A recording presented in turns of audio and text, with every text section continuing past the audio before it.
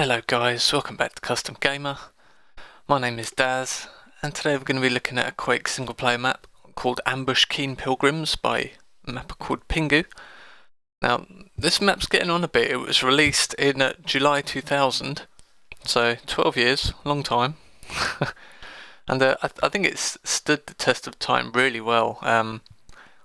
It's actually a fairly forward-thinking map in terms of the level design. It's got a lot of like curvy architecture, lots of kind of arches and kind of smooth rounded designs, which you really didn't see a lot in Quake back in the day.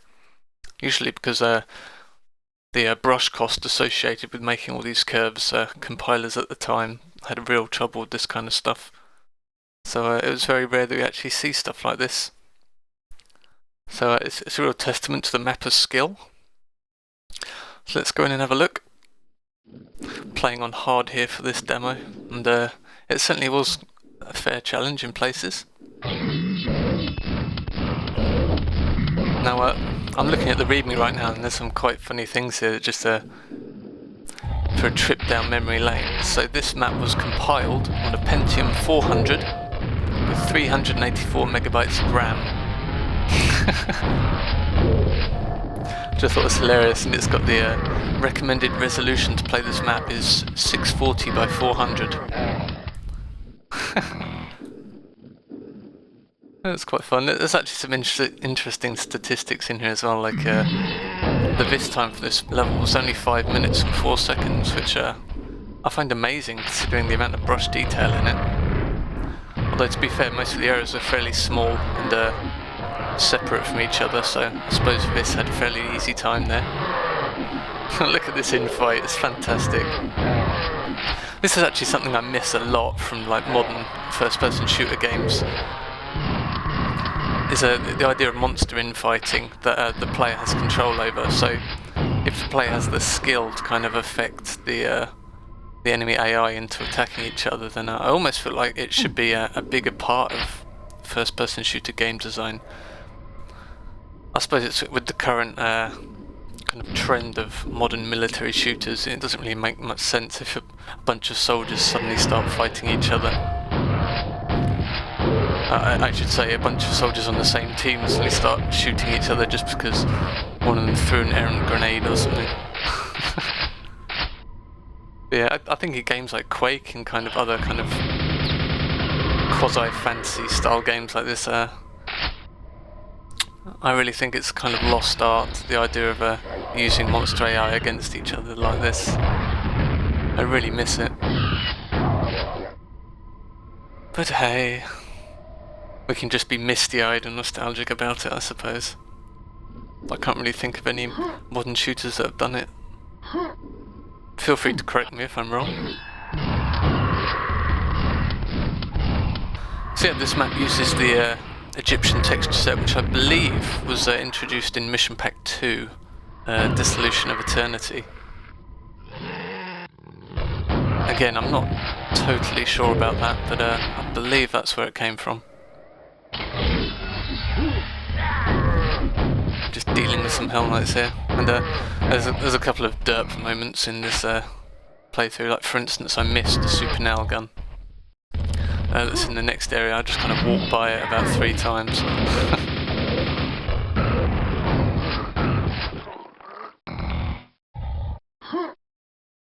And I really thought I could get through this hole, but I think there's a clip brush over it. I even try and grenade jump in there, but end up failing completely. I mean, rocket jumps are not really any problem for me, but grenade jumps, I tend to mess them up more than I get them right.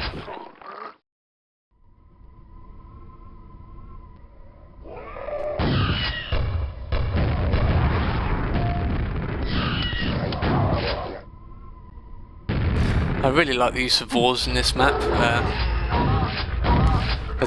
generally placed really intelligently to kind of, because there's not a lot of cover in the middle of rooms, you tend to have to duck into alcoves and things like that to kind of get rid of the vor balls. So it works quite nicely, I think. Although there is an area at the end where the vors can get quite annoying and actually remove you out of the combat for a while you're trying to dodge all the vor balls. There's not really much cover to get rid of them on. You see that there's an alcove behind me with the super nail gun in it, and I just walk past it. It's not quite visible enough, I didn't see it.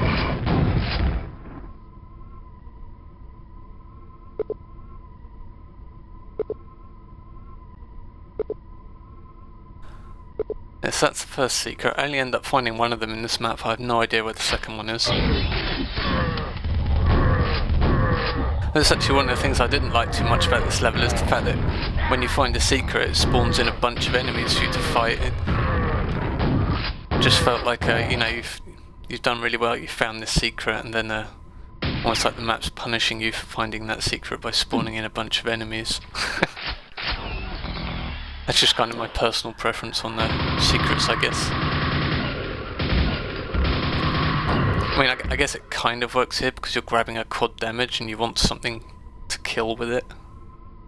So I suppose it works in that kind of way, but generally I kind of dislike it when you get extra enemies when you find a secret. But it is kind of a panic moment here.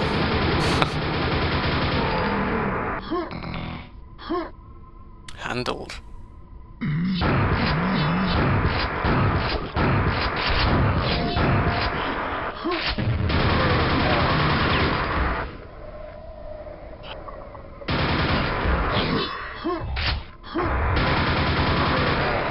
So according to the readme, this map was built from 2 separate deathmatch levels, kind of combined together, and then, you know, creating a single player map out of that.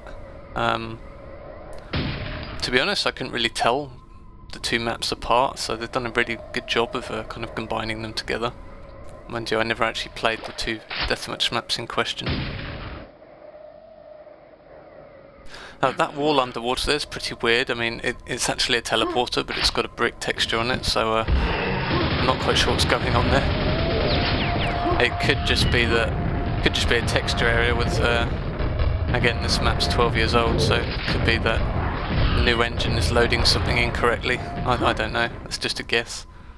Either that or it's just a bizarre choice from the author to have a teleporter textured with bricks. Yeah, I didn't actually realise it was a teleporter until the very end.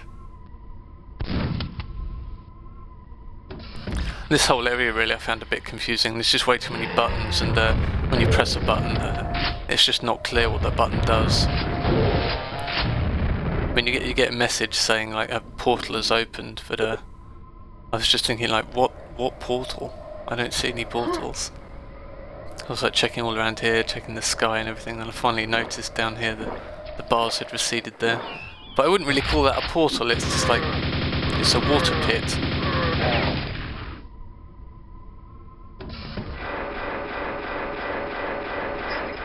And again, like this button here, you see it open the bars there, and it actually opens the bars on the far side down below there as well, around the corner. But because I saw it open the exit teleporter gate slightly, I just thought that that's what it did, and it didn't do anything else, so I actually derp around here for a little while trying to find another way to go. And actually I just need to fall down and go around the corner there.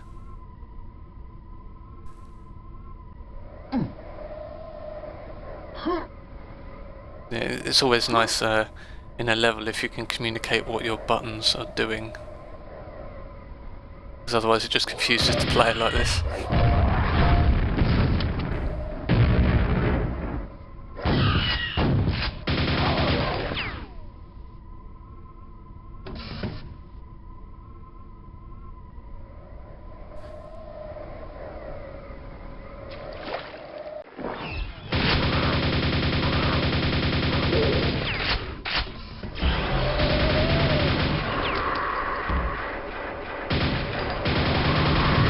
Right, so now the final combat.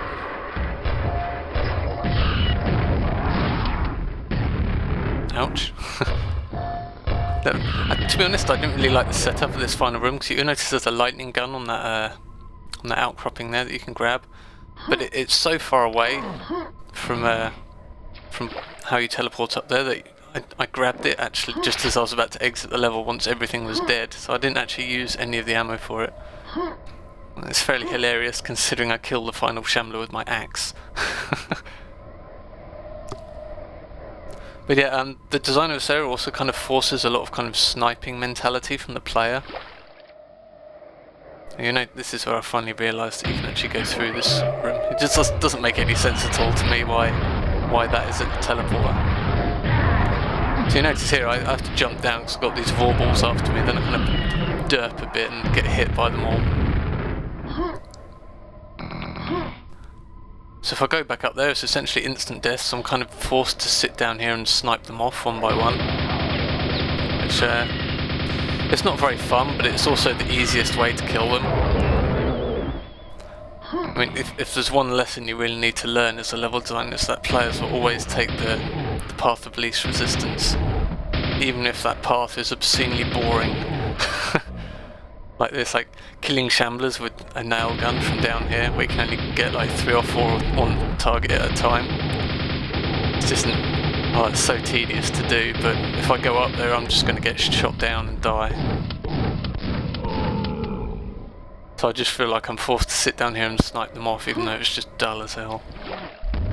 I decide to Rambo it for the final Shambler.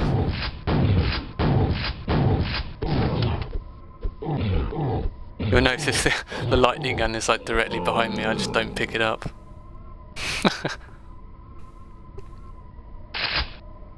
There we are, 63 cells and not a thing to kill with it.